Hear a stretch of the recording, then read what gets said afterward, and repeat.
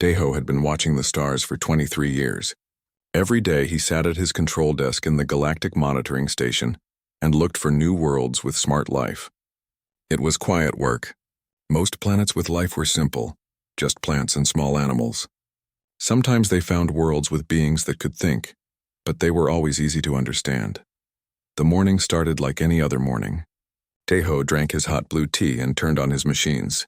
The big screen showed him thousands of worlds across the galaxy. Green lights meant safe worlds. Yellow lights meant worlds that might become dangerous someday. Orange lights were for worlds that could be trouble. Red lights had never appeared. Not once in 3,000 years. That was why Daeho almost dropped his tea when the loudest alarm he had ever heard started screaming through the station. Red lights flashed everywhere. The main screen showed a single word that made his hands shake. Red alert. Minsu ran into the room so fast he almost fell down. He was the boss of the whole station, and Daeho had never seen him look scared before. But now his face was white and his eyes were wide. What happened? Minsu asked, looking at the flashing red lights. Did the machine break? Daeho pressed buttons with shaking fingers. He ran every test he could think of. The machine was working perfectly. The red alert was real. Sir, Daeho said in a quiet voice, it's coming from a small blue planet, third planet from a yellow star. The system is called Sol. Minsu stared at the screen. The planet looked peaceful and pretty, with white clouds and blue oceans. It seemed impossible that such a nice-looking world could cause a red alert. Show me the data, Minsu said. The numbers that appeared made both men feel sick. Every measurement was wrong. The planet's beings, called humans, had done things that should have taken millions of years. But they had done them in just a few thousand years. This can't be right, Minsu whispered. Look at this. They split atoms before they could travel to other planets. They made weapons that could destroy their whole world, but they still live in small tribes that fight each other. More data appeared on the screen. The humans had built machines that could think, but they still couldn't cure all their diseases. They had connected their whole planet with invisible signals, but millions of them still didn't have enough food to eat. They're doing everything in the wrong order, Daeho said. Every smart species we've ever found follows the same path. First they stop fighting each other. Then they fix hunger and sickness. Then they learn to split atoms. Then they travel to space. These humans are doing it all at the same time. Heejin came running into the room. She was the expert who studied how alien minds work. Her job was to understand new species and predict what they would do next. But when she saw the human data, she sat down hard in a chair.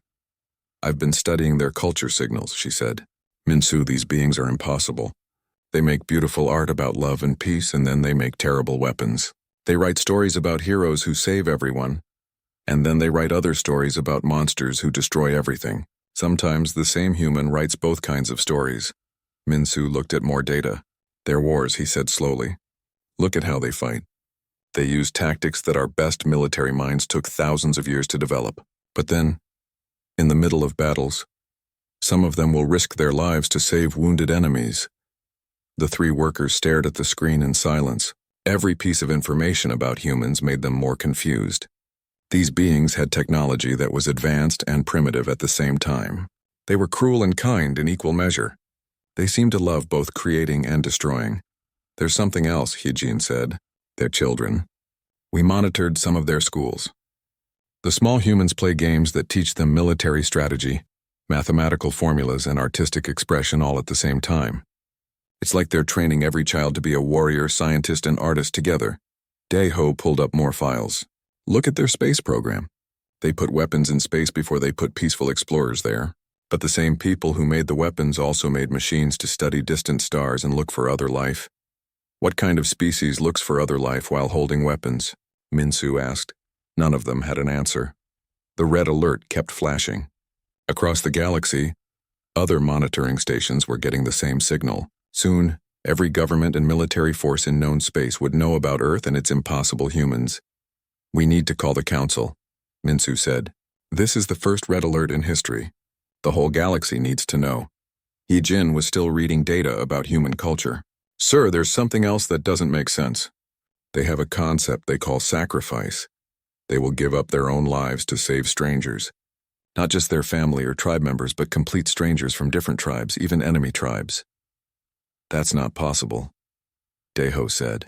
No species develops that way. You protect your own group first. You expand to larger groups slowly. You don't risk yourself for enemies. Humans do, Hyejin replied. And they've been doing it for their entire recorded history. They have thousands of stories about individuals who died to save others. They seem to think this is normal behavior. Minsu began pressing the emergency communication buttons. Soon he would be talking to the most powerful beings in the galaxy. He would have to explain that everything they thought they knew about intelligent life was wrong. Before I call the council, he said, run the analysis one more time. Check every sensor. Look at every piece of data. Make sure we're not making a mistake. For the next 2 hours, the 3 workers checked everything. They tested their machines, reviewed their data, and compared their findings with records from the past. Everything confirmed the same impossible truth. Humans were the first species in galactic history to earn a red alert rating. The rating meant that humans were potentially more dangerous than any species the galaxy had ever encountered. But the data also suggested they might be more capable of good than any species the galaxy had ever encountered. They're not just dangerous, Hyejin said as she finished her final report. They're unpredictable in every possible way. Our computer models can't predict what they'll do next because they don't follow any logical pattern we understand. Minsu nodded and opened the emergency channel to the Galactic Council headquarters. Soon leaders from 847 different worlds would be asking the same questions they were asking. What were these humans? Why were they so different? And most importantly, what would they do when they learned they were not alone in the universe? The red alert kept flashing as Minsu began to speak into his communication device. He knew that this day would be remembered in galactic history as the day everything changed. In a small corner of a small galaxy, on a small blue planet, humans continued their daily lives. They had no idea that they had just broken every rule of intelligent development that the universe had ever seen. They had no idea that they were about to meet their neighbors among the stars, and they had no idea that those neighbors were terrified of them. The great meeting hall of the Galactic Council had never been so full, and it had never been so quiet. Boram stood at the center podium, looking out at representatives from 847 different worlds. Some looked like giant insects, others were made of living crystal, and some were just clouds of gas that glowed with different colors. But today they all showed the same emotion. Fear. Fellow beings of the galaxy, Boram began, we are here because something has happened that we thought was impossible. For the first time in our recorded history, a world has triggered a red alert. A wave of whispers filled the hall. Many representatives had traveled for days to get here, but some still couldn't believe the message they had received. Red alerts were theoretical. The computer systems that watched new worlds had been programmed to give red alerts, but the scientists who built those systems never thought they would be used. The main screen lit up with an image of a small blue and green planet.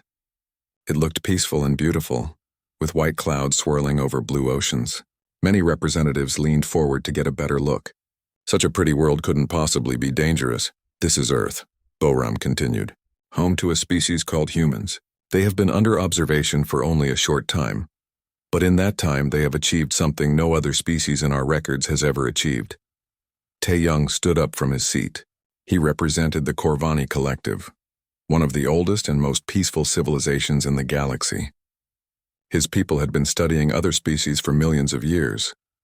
Chairman Boram, he said in his calm, wise voice, my people have watched thousands of species develop intelligence. We have never seen anything like this data.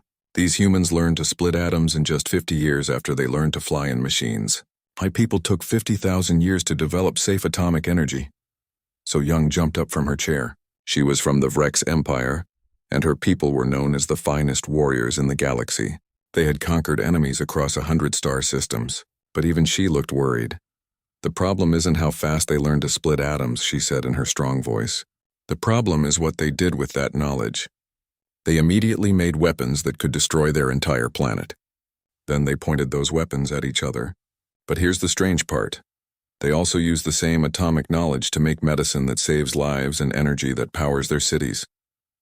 More data appeared on the screen. The representatives watched numbers and images that made no sense to them. Humans had developed thousands of different languages, but then created machines that could translate between all of them instantly. They had divided their planet into different countries that often fought each other, but they also worked together to explore space and cure diseases. Jin Woo stood to speak. He was the Council's chief strategist, responsible for predicting what new species might do. His job was to keep the galaxy safe from dangerous civilizations. But the human data made his job impossible. Honored members of the Council, he said, I have studied the development patterns of intelligent life for 300 years. Every species follows predictable paths. Warrior species focus on strength and conquest. Peaceful species focus on art and philosophy. Scientific species focus on knowledge and logic. Humans appear to be all of these at the same time. The screen showed videos of human behavior that the monitoring stations had recorded. The representatives watched humans fighting brutal wars with advanced weapons. In the next video, they saw other humans risking their lives to save people they had never met from natural disasters. Another video showed humans creating beautiful art, while their cities were being bombed in wars. This is not possible, whispered Keth Moore, representative of the logical and orderly Zenthari Federation. His people were known for their ability to predict and control everything in their society. Intelligent beings must choose efficient paths of development. They cannot waste energy on contradictory behaviors. But the evidence was clear. Humans did waste energy on contradictory behaviors, and somehow this made them develop faster than any other species in galactic records. Liu Jin, an expert in military tactics, showed the Council battle records from human wars. Look at these strategies, she said. Humans use complex tactics that took our military academies thousands of years to develop. They coordinate massive armies across great distances. They adapt to new situations faster than our best generals. But then, in the middle of these same battles, individual humans will stop fighting to help wounded enemies or protect non-combatants. It makes no sense, agreed Knox Vell of the Crystalline Communes. A species cannot be both maximally efficient in warfare and maximally inefficient in compassion. These behaviors contradict each other. Borum nodded to his assistants and more data filled the screen. This time it showed human technology development. They created global communication networks before they solved hunger, Borum explained. They built machines that could think before they learned to live in harmony with their planet's environment. They developed space travel while still using primitive energy sources in many parts of their world.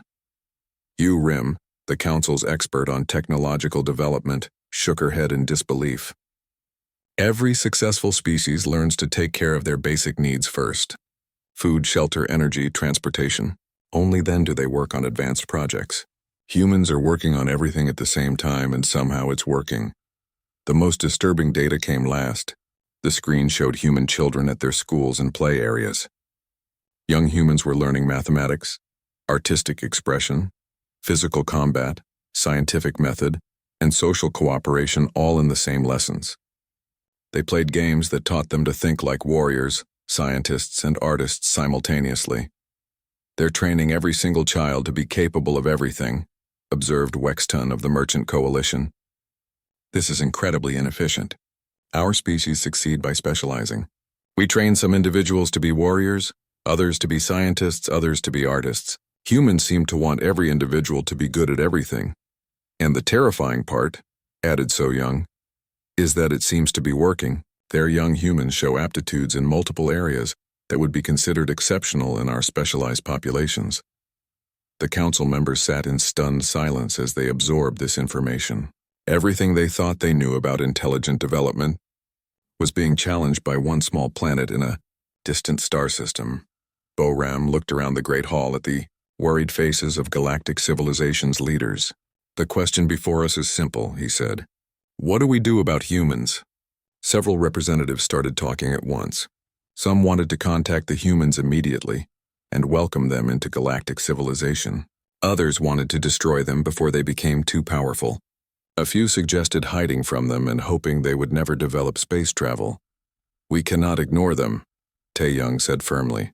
A species with this much potential will eventually reach the stars. Better that we contact them on our terms than wait for them to surprise us. But what if they're too dangerous? Asked Zolpak of the Peaceful Gardens Alliance. What if their chaotic development makes them impossible to predict or control? Jinwoo stood again. That may be exactly why we need to contact them. If our models cannot predict human behavior, then perhaps human unpredictability is something we need to understand. Our own civilizations have been stable for millennia, perhaps too stable. This suggestion shocked many representatives. Stability was considered the highest achievement of intelligent civilization. The idea that stability might be a weakness was almost unthinkable. But as they looked at the human data again, they began to see Jin Wu's point. Humans had achieved in centuries what their civilizations had taken millennia to accomplish. Human unpredictability, chaotic as it appeared, was also incredibly creative and productive. Boram called for a vote, all in favor of initiating first contact protocols with the human species. The vote was closer than anyone expected. Many representatives were still too frightened of human unpredictability to risk contact. Others were too curious about human achievements to avoid it. In the end, curiosity won. The Galactic Council voted to make contact with humanity. As the representatives prepared to leave, they all knew they were making a decision that would change galactic civilization forever. For better or worse, they were about to meet the species that had broken every rule of intelligent development. None of them could predict what would happen next. And for the first time in galactic history, that uncertainty felt both terrifying and exciting. 3 months after first contact, Jamin found himself in the strangest assignment of his career. He was a xenological researcher, an expert in studying alien species, but he had never been the alien before. Now he lived on Earth, trying to understand humans from the inside. Every day brought new confusion. Today he watched a human woman named Sarah risk her life to save a small cat from a burning building. The same woman worked as an engineer designing defensive systems for her military. Jamin could not understand how one person could be so protective of life and so prepared for war at the same time. Ye Jin, his research partner, was having similar problems. She specialized in behavioral psychology and had studied hundreds of species across the galaxy, but humans broke every rule she had learned. Today I observed a group of human children, she told Jamin during their evening report session. They spent the morning learning mathematics and science. In the afternoon, they created art projects expressing their feelings about war and peace. After dinner, they played games that simulated military battles. All of these activities happened in the same location with the same teacher. That should not be possible, Jamin replied. Young beings should focus on one type of learning at a time. Military training should be separate from artistic expression. Emotional education should not be mixed with mathematical instruction. But it works, Yejin said, sounding frustrated. These human children are learning faster and more comprehensively than any young beings we have ever studied. Their chaotic education system produces individuals who can think like scientists, artists, and warriors simultaneously. Their human liaison, Gi-hun, joined them for dinner most evenings. He was a professor of philosophy who had volunteered to help the alien researchers understand human culture, but his explanations often made things more confusing instead of clearer. You seem troubled by our contradictions, he said tonight as they shared a meal. But contradiction is part of existence. We contain multitudes within ourselves. Is this not normal for intelligent life? No, Jamin said firmly. Normal intelligent life develops clear specializations.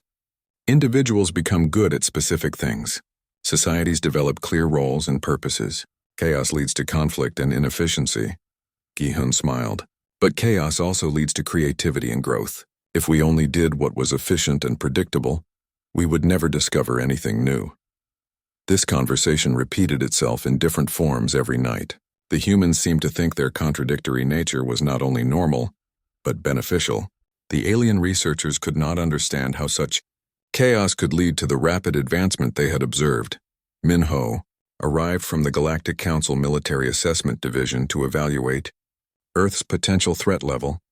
He was a strategic analyst who had studied the military capabilities of every known civilization. He expected to spend a few weeks on Earth, write his report, and recommend appropriate containment measures. Instead, he found himself completely baffled by human warfare. Their military tactics are simultaneously primitive and advanced, he told Jamin after his first week of observations. They use strategies that took our finest military academies millennia to develop, but they also make decisions based on emotions and personal relationships. Can you give me an example? Jamin asked. Yesterday I observed a training exercise. The human soldiers executed a complex flanking maneuver that would impress our best generals. But in the middle of the exercise, they stopped to help an injured comrade, completely abandoning their strategic advantage. When I asked their commander why, he said that no tactical victory was worth abandoning a fellow soldier. That makes no strategic sense, Jamin observed. Exactly. But here's the strange part. When they resumed the exercise with this inefficient, compassionate behavior included in their tactics, they actually performed better than before. Their willingness to risk tactical advantage for individual welfare somehow made them more effective as a group. The researchers spent weeks documenting similar contradictions. Human scientists would work for decades on projects that might never succeed, driven by curiosity rather than guaranteed results. Human artists would create works that expressed both beauty and horror, often in the same piece. Human parents would teach their children to be kind and generous while also teaching them to fight and defend themselves. I think I'm beginning to understand something, Ye-Jin said during one of their research meetings. Other galactic species developed by eliminating contradictions. Peaceful species eliminated their capacity for violence. Warrior species eliminated their capacity for mercy. Logical species eliminated their emotional responses. Yes, agreed Minho. Specialization and focus lead to efficiency and stability. But humans never eliminated anything, Ye-Jin continued. They kept all their contradictory impulses and learned to balance them instead of choosing between them. Jamin considered this. That should lead to internal conflict and social breakdown. But it doesn't, Ye-Jin said. Instead, it leads to incredible adaptability. Humans can respond to any situation because they have preserved their capacity for multiple types of responses. To test this theory, the researchers presented various problems to human groups and observed their solutions. When faced with a technical challenge, humans would form teams that included scientists, artists, warriors, and philosophers. These mixed groups solved problems faster and more creatively than specialized groups from other species. They're not inefficient, Minho realized with amazement. They're super efficient in a way we never considered.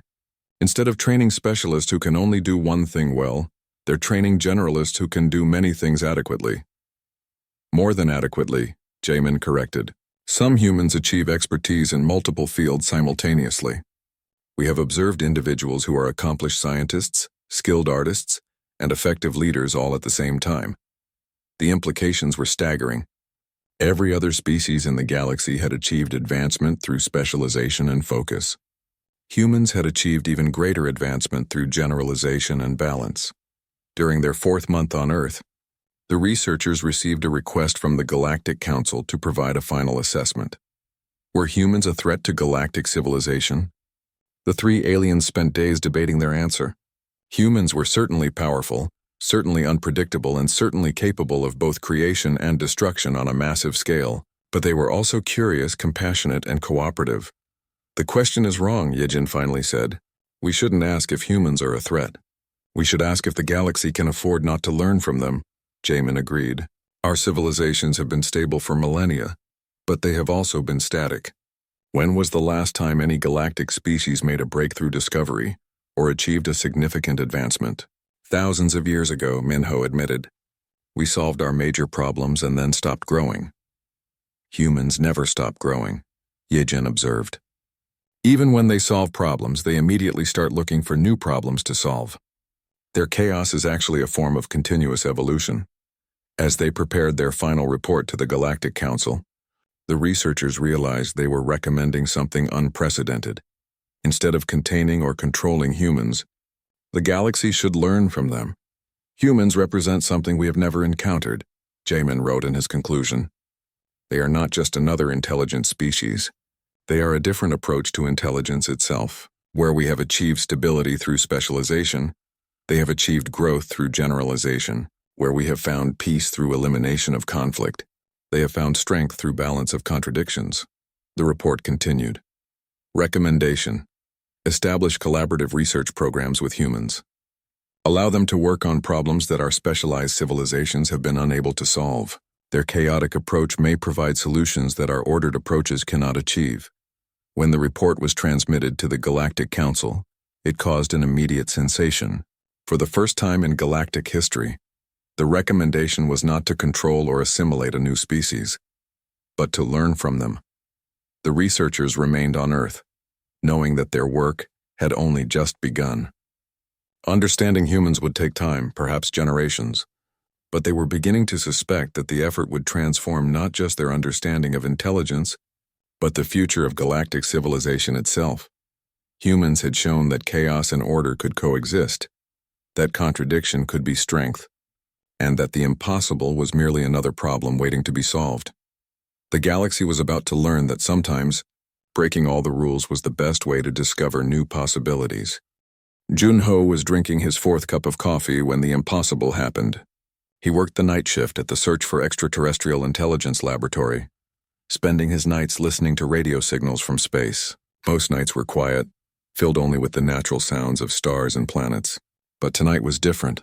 The signal was so clear and purposeful that Junho thought someone was playing a joke on him. It was a series of mathematical patterns, followed by what could only be language, followed by more mathematics. The pattern repeated every 30 minutes, getting stronger each time. Junho called his supervisor, then his supervisor called the government, then the government called everyone. Within 6 hours, every major leader on Earth knew that humanity was not alone in the universe. The message, when finally decoded, was simple but shocking. We are the Galactic Council. We represent 847 civilizations. We wish to meet with your leaders. You have been classified as a red alert civilization. This has never happened before. We will arrive at your International Space Station in 7 days. The world went crazy. Every news channel talked about nothing else. Every government held emergency meetings. Every person on Earth suddenly realized that their lives were about to change forever. Na Iyun was chosen to lead Earth's communication team because she was an expert in languages and how different cultures talk to each other. Dongmin was chosen because he understood physics and could hopefully understand alien technology. Together they represented humanity's best chance at making a good first impression. What do you think they mean by red alert? Dongmin asked as they traveled to the International Space Station. I don't know, Nayun replied, but it doesn't sound good. In every movie about aliens, red alerts usually mean something is very dangerous. When the alien ship arrived, both the humans and the aliens got their first surprise. The humans expected a metal spacecraft like the ones in their science fiction stories. Instead, they saw something that looked like a giant crystal flower floating through space. It was beautiful and impossible, and completely unlike anything humans had ever imagined. The aliens, on the other hand, had expected to meet a delegation of humans who would be armed and suspicious. Instead, the first thing the humans did was ask if the aliens needed food or water or rest after their long journey. Hyunwoo led the alien delegation. He belonged to a peaceful species called the Zeridians, and he had been chosen specifically because his people were known for being good at talking to new species, but nothing in his training had prepared him for humans. Welcome to our solar system, Nayun said as the aliens entered the space station. We're honored to meet you and we hope your journey was comfortable. Hyunwoo was confused. According to their data, humans were the most potentially dangerous species the galaxy had ever encountered.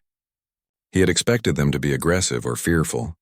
He had not expected them to be polite and concerned about his comfort.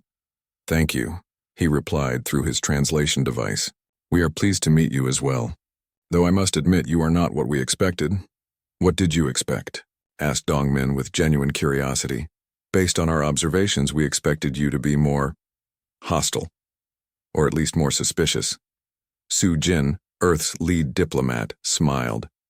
We are curious about everything, including strangers from other worlds. Tell us, what did you mean when you said we were classified as a red alert civilization? This was the moment Hyunwoo had been dreading. How do you tell a species that they are considered the most dangerous civilization in galactic history? Your species has achieved something unprecedented, he began carefully.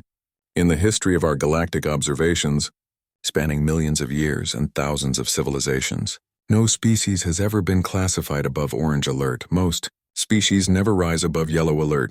You are the first red alert civilization we have encountered. The humans looked at each other with expressions that Hyunwoo couldn't interpret. Were they proud? Worried? Excited? What does that mean exactly? Sujin asked. It means your species has developed in ways that our models cannot predict or understand. You have achieved technological advancement at a rate that should be impossible. You have social structures that contradict each other, but somehow function simultaneously. You display behaviors that range from extreme compassion to extreme violence, often in the same individuals. Is that bad? Nayun asked. Hyunwoo paused. This was the question that had divided the Galactic Council. We don't know, he admitted. That's why we're here. In our experience, predictable species are safe species. Unpredictable species are dangerous species. But your unpredictability is unlike anything we've ever seen. Dongmin leaned forward with the expression humans got when they were trying to solve an interesting problem. Can you give us some examples of what makes us unpredictable? Certainly.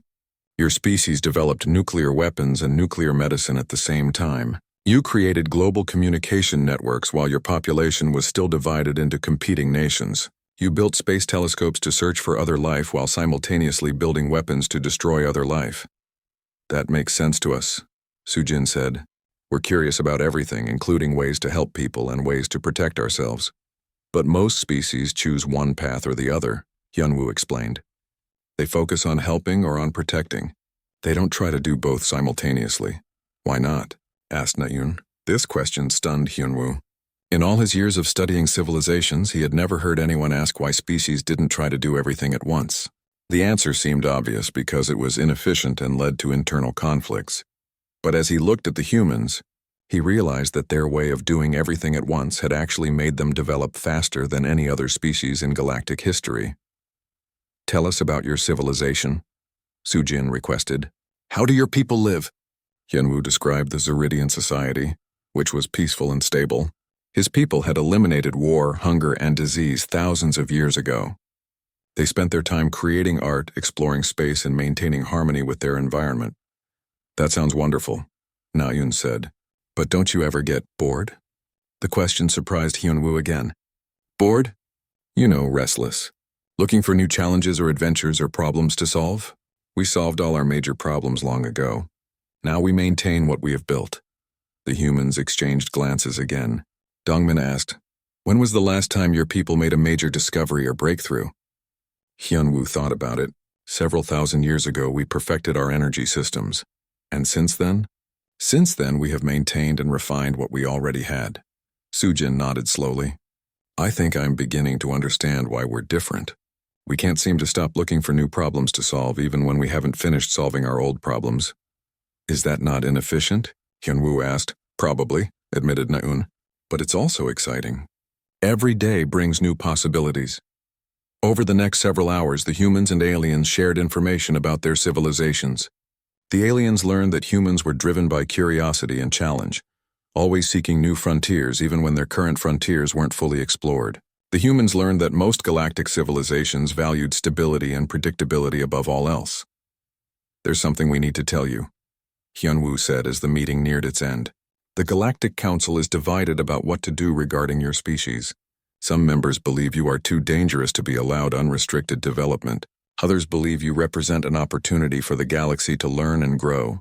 What do you believe? Asked Dongmin. Hyunwoo considered the question carefully. After spending time with these humans, his own opinions were changing. I believe, he said slowly, that you are both the most dangerous and the most promising species we have ever encountered. The question is, what will you choose to do with that potential? Sujin stood and extended her hand in the human gesture of friendship. We choose to learn about our galactic neighbors and find ways to help everyone. As Hyunwoo took her hand, he realized that first contact had succeeded beyond anyone's expectations. The humans were indeed unpredictable, but their unpredictability included a strong tendency toward cooperation and friendship. The real challenge would be convincing the rest of the galaxy that humanity's chaos might be exactly what galactic civilization needed to move forward into a new and better future. First contact was complete, but the future remained as unpredictable as humanity itself. 6 months after first contact, the Galactic Council faced the hardest decision in their history. The Great Assembly Hall was more crowded than ever before, with representatives from every member civilization present. The question of what to do about humans had divided the galaxy as never before. The debate had been raging for weeks. On one side were species like the Vrex Empire, who argued that humans were too dangerous to be allowed unlimited development. On the other side were species like the ancient Corvani Collective, who believed humans represented an evolutionary breakthrough that could benefit all galactic civilization. In the center of it all sat Boram, trying to find a solution that would satisfy everyone. But as each day passed, it became clear that no traditional solution would work. The military faction, led by General Kexfor of the Vrex Empire, presented their case first. Honored members of the Council, the data is clear. Humans represent an unprecedented threat to galactic stability. They develop weapons faster than they develop wisdom. They solve problems through conflict as often as through cooperation. If we allow them unrestricted growth, they could destabilize our entire civilization. The screen behind him showed images of human warfare, human weapons, and human conflicts. The evidence was undeniable. Humans were capable of terrible destruction. But then Ambassador Hyun Woo stood to present the opposing view. His months on Earth had changed his perspective completely. Respected colleagues, I have lived among humans. Yes, they are capable of destruction, but they are equally capable of creation, compassion, and sacrifice. They risk their lives for strangers. They work together across tribal boundaries to solve common problems. They create beauty in the midst of chaos. New images appeared on the screen, humans saving lives during disasters, humans working together on scientific projects, humans creating art that had moved even alien observers to tears. More importantly, Hyunwoo continued, they offer us something we have forgotten how to achieve: growth. Our civilizations have been stable for millennia, but when was the last time any of us discovered something truly new? This question sent murmurs through the assembly. It was true that galactic civilization had been essentially unchanged for thousands of years. Peace and stability had been achieved, but at the cost of innovation and progress. Tae Young of the Corvani Collective stood to speak. His people were among the oldest and wisest in the galaxy, and his words carried great weight. I have studied the reports from our researchers on Earth. Humans approach problems from directions we would never consider. They succeed where we would fail because they are willing to attempt what we would consider impossible. Perhaps our stability has become stagnation. The debate continued for hours, with representatives sharing their fears and hopes about humanity. Some worried that human chaos would spread to their own ordered societies.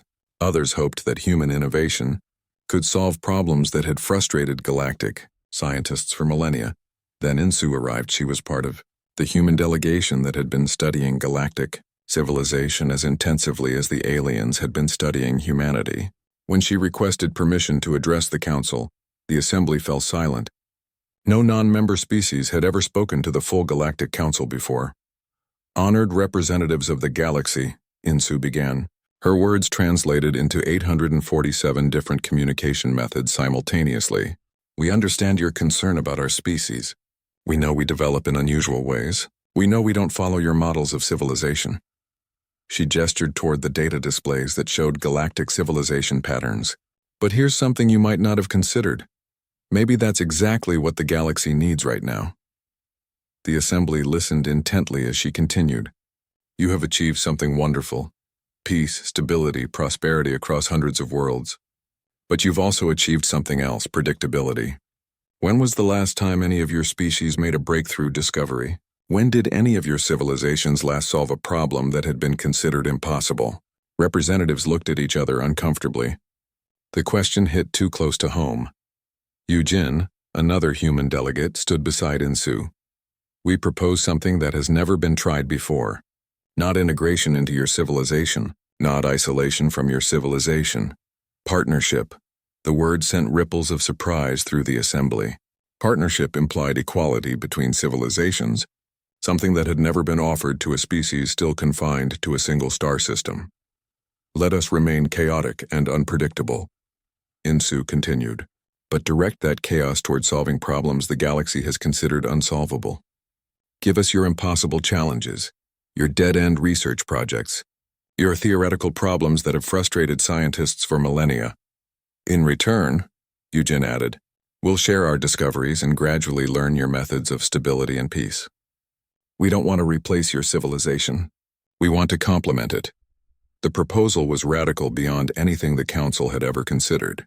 Establish Earth as a galactic innovation center, where human unpredictability could be channeled toward productive ends, while their potentially dangerous chaos was contained within productive frameworks. General Kexfor immediately objected.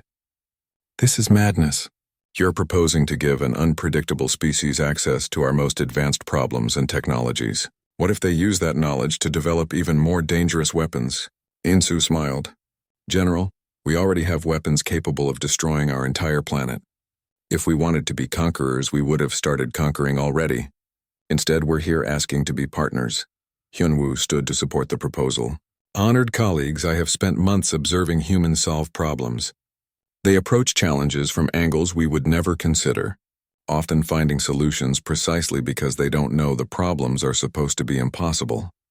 To demonstrate their point, the human delegation presented solutions to 3 problems that had puzzled galactic scientists for centuries.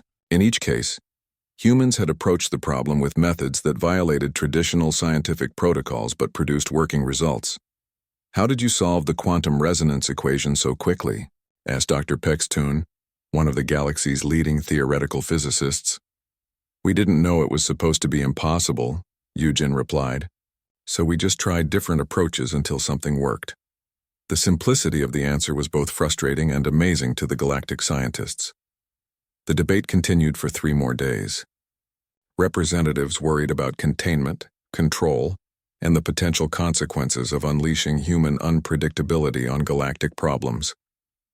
But they also couldn't ignore the evidence that human methods produced results that their own methods could not achieve. Finally, Boram called for a vote. All in favor of establishing the Galactic Innovation Initiative with Earth as the primary research partner? The vote was the closest in Council history. Representatives from peaceful civilizations mostly voted in favor, hoping human creativity could solve long-standing problems. Military civilizations mostly voted against, fearing human unpredictability. Scientific civilizations were split, fascinated by human methods but concerned about human chaos. In the end, curiosity won by a margin of 12 votes. Subin was chosen as the first director of the Galactic Innovation Initiative. She was a human scientist who had impressed alien researchers with her ability to work on multiple, complex projects simultaneously, while maintaining collaborative relationships with beings from completely different cultures. We promise you this, she said to the assembled council as she accepted the position. Working with humans will never be boring. We can't predict what we'll discover, but we can promise that we'll discover things no one expected. As the first joint human-alien research teams began forming, representatives from across the galaxy watched with a mixture of excitement and anxiety. They were embarking on something unprecedented, a partnership between chaos and order, unpredictability and stability, innovation and tradition. Some worried that human chaos would destabilize their carefully ordered civilizations. Others hoped that human creativity would revitalize their static societies. All of them knew that the galaxy was about to change in ways that no one could predict. For the humans, the arrangement was perfect. They gained access to technologies and knowledge from hundreds of advanced civilizations. More importantly, they gained new problems to solve, new challenges to tackle, new frontiers to explore. For the galaxy, the arrangement was a calculated risk. They were betting that human unpredictability, properly channeled, would be more beneficial than dangerous. 1 year later, the Galactic Innovation Initiative had already produced breakthroughs that the Council's scientists had deemed impossible. Energy crises that had plagued civilizations for millennia were solved in months. Communication technologies that had been theoretical concepts became practical realities. Even preliminary work had begun on technologies that could extend the lifespans of entire species.